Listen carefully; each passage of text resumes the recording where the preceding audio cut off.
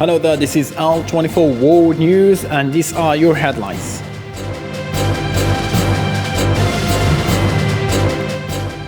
Malaysia's top court sends Najib to jail as ex-Prime Minister loses final appeal.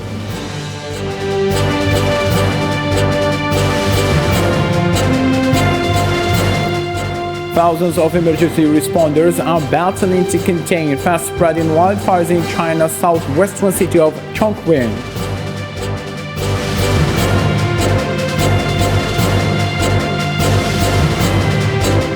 Hundreds gathered Tuesday for the Moscow funeral of Daria Dugans, the daughter of a prominent intellectual who was killed in car bombing that Russia blames on Ukraine.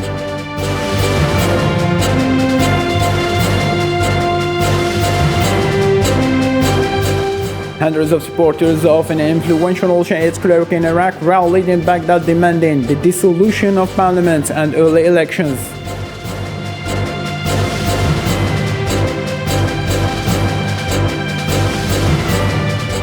Former President Donald Trump asked federal court to temporarily block the FBI from reviewing the materials it seized 2 weeks ago from the Florida home.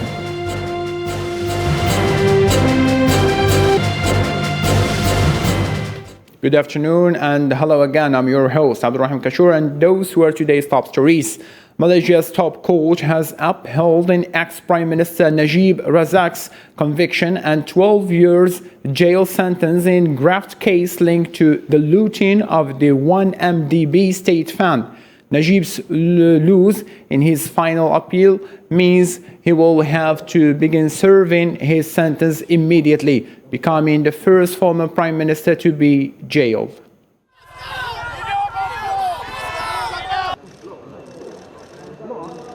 I hope in a final appeal we will be able to show the truth of the matter. You have heard the decision of the Federal Court. Verdict was read by the learned Chief Justice. Of course, we are very sad because we lost the appeal.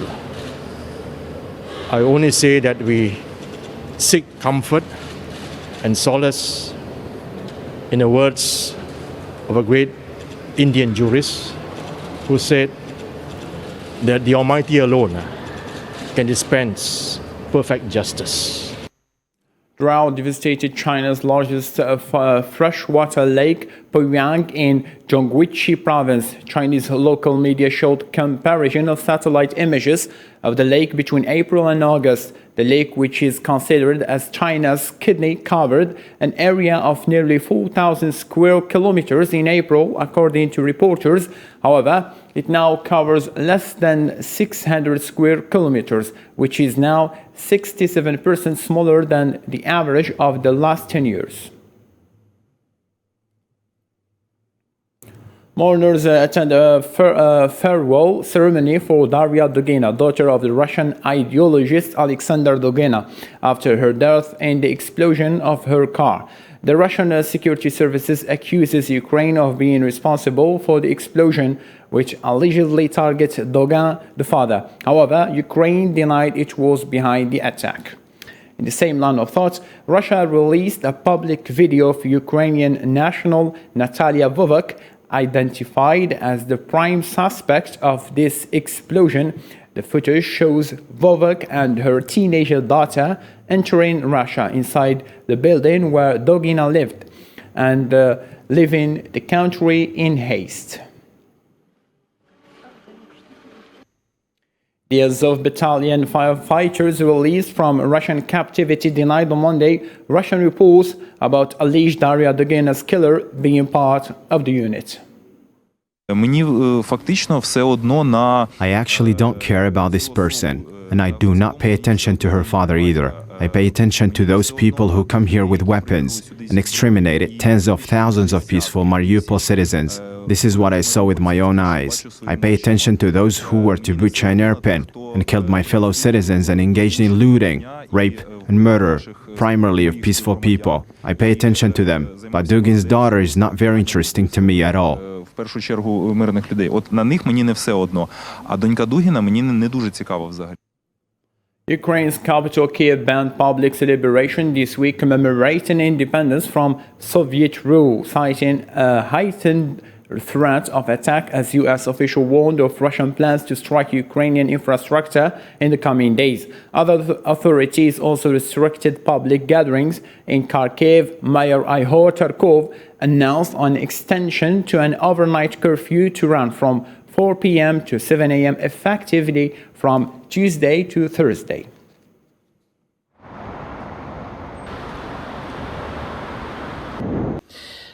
Fellow Ukrainians, especially during these days, when we are celebrating the day of our national flag and our Independence Days, if you are currently abroad, please tell the truth about Ukraine, be there with the Ukrainian flag, and please spread the word about the invaders' crimes. The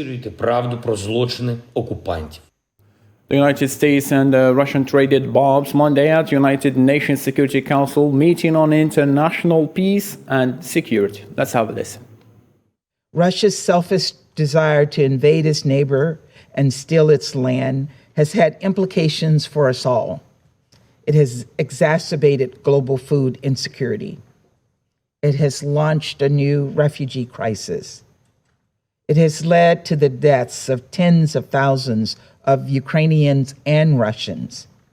And it has degraded the bedrock principles that have prevented new world wars. The West is ready to do anything to preserve its control. That is what Ukraine has sacrificed for and turned into a firing range of proxy war with Russia until the last Ukrainian stand-in. We hope that the West's actions in this country have opened the eyes of many in the world to the true underpinning of the crisis that grip our planet. During a press conference in Montreal with German Chancellor Olaf Scholz visiting Canada, Canadian Prime Minister Justin Trudeau downplays the likelihood of a delivery of liquefied natural gas, citing the significant distance between the fields of the west of the country and the poles of the Atlantic coast. Thank you, Chancellor. Thank you, Prime Minister. We'll now go to questions. So we are in a situation in the short term where we will do what we can to contribute to the global supply of energy by increasing our capacities in the short term and explore ways to see if it makes sense to export LNG, and if there's a business case for it, to export LNG directly to Europe. And that's something that economic conversations are going on between businesses in Canada and in Germany.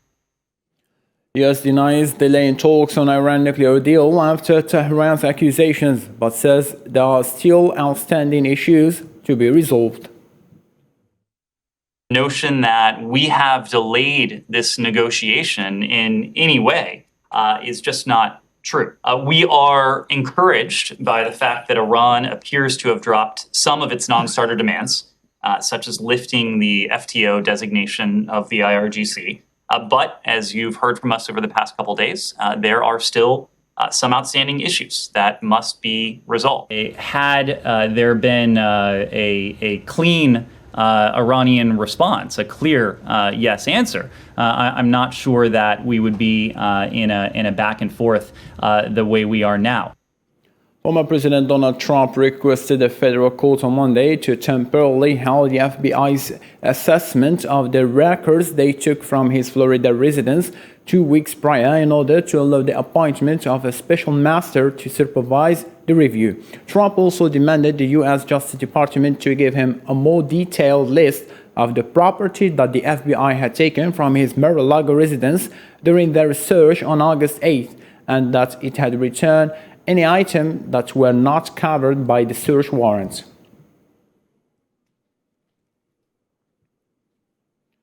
Australia's government says an inquiry is needed into why former Prime Minister Scott Morrison secretly held 5 ministerial positions. He appointed himself into the influential posts during pandemic, which didn't break the law, but the current leadership says Morrison's actions fundamentally undermined responsible government. In summary, the Solicitor General has concluded that Mr Morrison was validly appointed by the Governor General to administer the various departments. So we will make a future announcement about an inquiry. I'm giving notice today that inquiry will take place. This isn't something that can be just dismissed. This is something that goes to our very system of government, which the Solicitor General's advice makes very clear. About 2,000 anti-government demonstrators gathered outside New Zealand's parliament on Tuesday to vent their frustrations on a range of issues nearly 6 months after protesters were forcibly removed from the grounds of the legislature. Demonstrators were protesting over tighter environmental regulations for farmers, a government bid to take over regionally owned water assets, and now largely removed COVID-19 restrictions.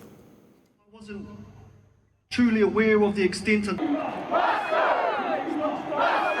So that's why, I've got this strong feeling against anything that even smacks of fascism, and Brian Tamaki, to me, just ticks all the boxes for fascism. Yeah, he does worry me quite a bit. So it's really good to see Wellington come out, stand for inclusion, diversity, and to provide a counter-narrative to what happened here at the beginning of the year. Of talks between the leaders of Serbia and Kosovo held in Brussels earlier this week, Belgrade threatens to intervene to protect the Kosovo Serb community if NATO does not react. Imran Khan.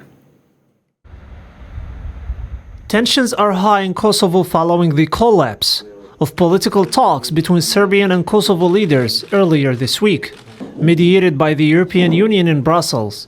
In a fiery television address Sunday, Serbia's president called on NATO to do their job in Kosovo, otherwise he will do it.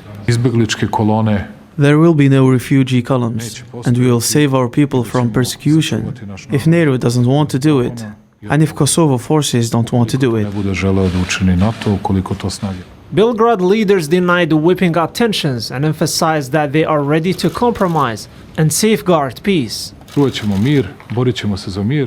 safeguard the peace. We'll fight for peace. We'll find more suggestions for compromise. We'll do anything we can do to preserve the peace. That's all what we can do. Tensions between Serbia and Kosovo escalated last month when the Kosovo government announced that Serbian identity documents and license plates were no longer valid in Kosovo, which sparked Kosovo Serb minorities' anger. We don't really feel entirely safe while walking the streets. We should feel safe. Because of the frequent incursions by Kosovo police, we didn't feel safe in the past as well, especially me as a younger person. Serbia, along with its allies Russia and China, has refused to recognize Kosovo's 2008 Declaration of Independence. A NATO-led intervention in 1999 ended the war between Serbian forces and separatists in Kosovo and stopped Belgrade's bloody crackdown against Kosovo's majority Albanians. Dozens of supporters of an influential Shiite cleric in Iraq rallied on Tuesday in Baghdad's heavily fortified green zone, demanding the dissolution of parliament and early elections. The demonstration outside the Supreme Judicial Council and Parliament buildings in the Iraqi capital underscored how intercivil Iraq's latest political crisis has become. Assad won the largest share of seats in the October vote, but failed to form a majority government, leading to what has become one of the worst political crises in Iraq in the recent years.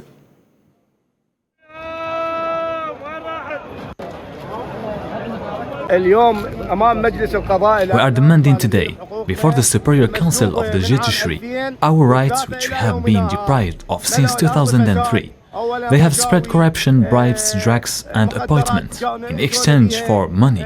It's as if the state belonged to them. We will stay here until His Eminence, the leader Muqtada Sadr, decides otherwise. 8 more grain storage at Beirut port collapsed Tuesday, succumbing to damage from a devastating 2020 explosion in the third such collapse in months. AFP correspondents reported a cloud of dust rose over the port after the collapse, which brought down the last of the northern block of silos that was heavily damaged in the blast and where a fire had been burning since July.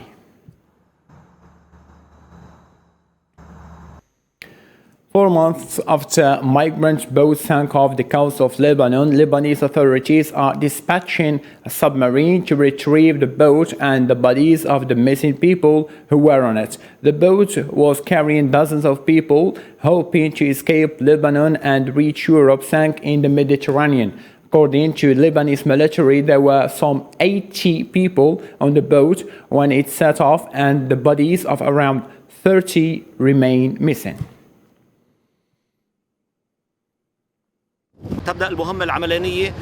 This is the start of the technical mission attempting to retrieve the boat and the bodies of the victims. Those who honor their victims honor themselves. Those who honor their victims honor their country. This is what I think that all countries that have respect apply every effort, no matter how expensive, to return the bodies of all of their victims and martyrs. The operation is the result of the massive efforts of the Lebanese people, civilian and military people. They work to make it a reality. The cooperation and work of the team is aimed at finding this boat that sank on April 23rd at a depth of roughly 480 meters with several missing people on board.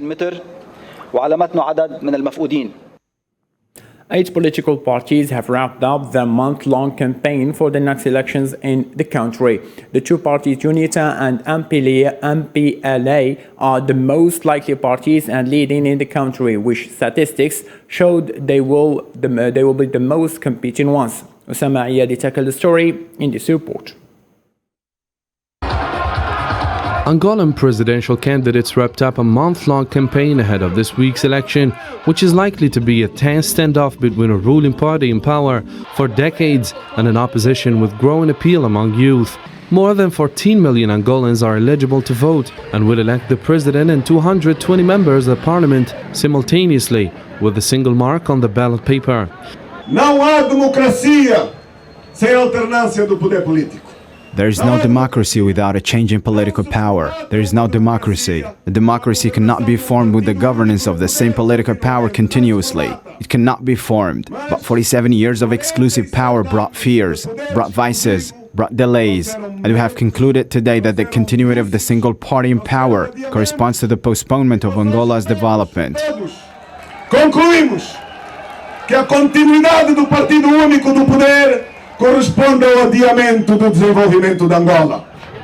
An Afrobarometer survey in May showed that the number of Angolans favoring UNITA party had increased to 22% from 13% in 2019, still 7 points behind the MPLA. Nearly half of voters were undecided. Wearing red and green, UNITA's colors, thousands of people, mostly young, gathered in the suburbs of the capital Luanda on Monday for the party's final rally. UNITA is being backed by several groups, including the fourth largest party, Bloco Democrático. UNITA has become an alternative, mainly now because of the Patriotic Front, a broad front with several political groups, under the flag and leadership of UNITA, to promote political change in Angola. Voter fraud fears have led UNITA to urge voters to remain near polling stations after they cast their ballot to monitor the election process. The Electoral Commission, which is mostly controlled by the MPLA, said the election will be fair and transparent. More than 80,000 officers were mobilized for the election, and the police commander said voters were not allowed to remain near polling stations. The MPLA, led by João Lourenço since 2017, has governed Africa's second biggest oil producer since independence from Portugal in 1975. But longtime opposition party UNITA is stronger than ever, as anger grows at government failures to convert vast oil wealth into better living conditions for all. Thousands of Haitians took part in protests on Monday against the widespread crime and rising consumer costs as the Central Bank of the Caribbean nation announced that inflation had reached a 10-year high. Islam Seed. Thousands of demonstrators marched through the streets of the capital of Haiti and other major cities calling for the resignation of the Prime Minister Ariel Henry and for better living conditions. The protests turned into chaos, leaving at least 2 people dead. Roads were blocked with burning tires and businesses shut down. Police clashed with demonstrators in some areas, firing tear gas to disperse the crowd. The Haitian people have decided to demonstrate peacefully in the country of Champ de Mars in Delmas 40B district. We never have problems. We are protesting peacefully. People participated in two protests, one where they wore red t-shirt with the inscription "Rise Up," and the other one where they wore black t-shirts. Today we will live in a society where people can't eat and drink. Being young, we understand the social problems. If the conditions of the most vulnerable people are not changed, we will always stay in the streets. We will bring a new vision to see if the young can breathe. The protests come days after dozens of demonstrators staged a sit-in in front of Henry's official residence and demanded that he resign after poverty has gotten worse, with inflation over 29% and several basic items cost more than doubling. Fuel is still scarce, and if available, it costs $15 per gallon. In recent months, there has been also an increase in violence and kidnappings in Port-au-Prince and the surrounding areas, with rival gangs killing hundreds of citizens in battles over territory control. The authorities ramped up security in the capital on Tuesday ahead of protests calling on the Prime Minister to resign, as court considers whether to take up a petition to rule when his constitutionally stipulated 8-year term is up. Police cordoned off areas around the Prime Minister's offices, known as Government House, in central Bangkok, setting up barriers including shipping containers and relaxing traffic. Minister, he is on trial with the Constitutional Court for exceeding the term limit of 8 years within the Constitution.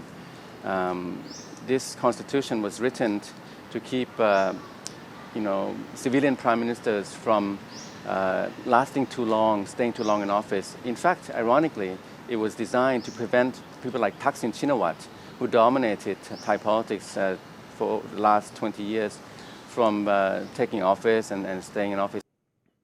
Former Pakistani Prime Minister Imran Khan criticized what he said was the absence of the rule of law in the country. Police filed charges against Khan on Saturday over what they said was a threat in the speech, in which he spoke about police torture of an assistant who faces treason charges for inciting rebellion in the military. I had called to take legal action against police officers and judicial magistrate, and the government registered a terrorism case against me.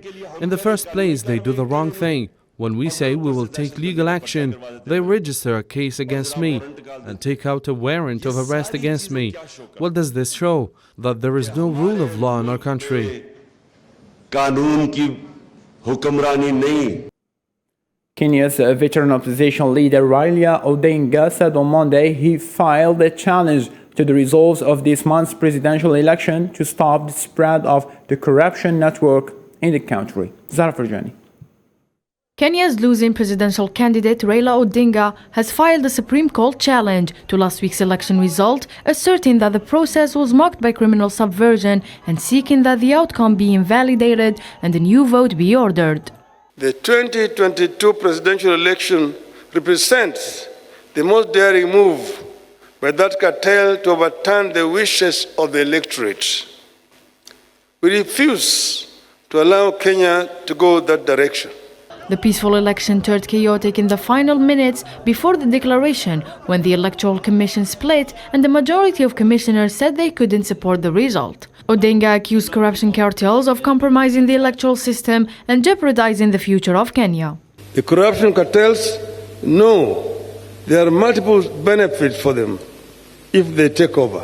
They will access intelligence information for more corruption. They will gain protection from the police for their leaders and their illegal activities.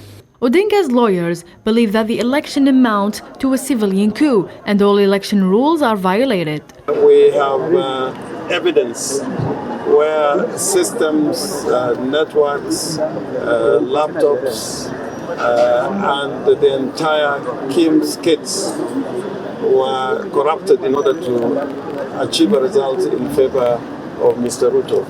Odinga believes that the corruption cartels are killing hard-won democracy and seeking to return Kenya to one-party state. He is famous for his year-long detention while fighting the one-party state in the 1980s. So will the country nullify the vote results? The world's newest and biggest space telescope is showing Jupiter as never before.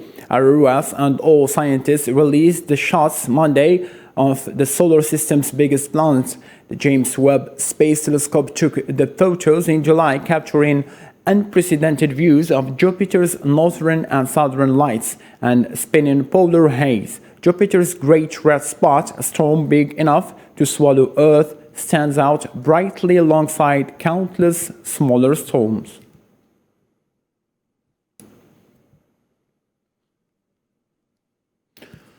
Ladies and gentlemen, let's have a reminder for our main top stories.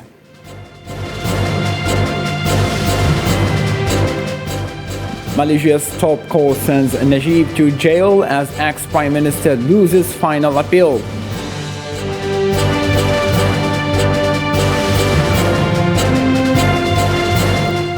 Thousands of emergency responders are battling to contain fast-spreading wildfires in China's southwestern city of Chongqing.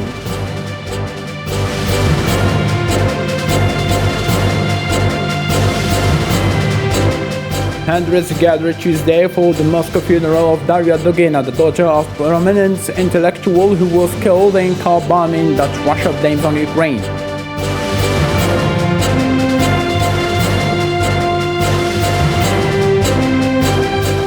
Hundreds of supporters of an influential Shiite cleric in Iraq rallied in Baghdad demanding the dissolution of parliament and early elections.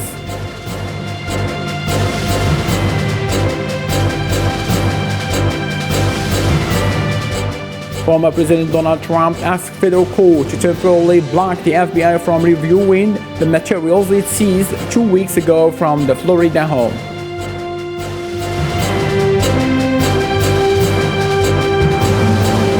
That's all we have for now. For more updates, you can follow our pages at it is seen in the screen. Bye-bye.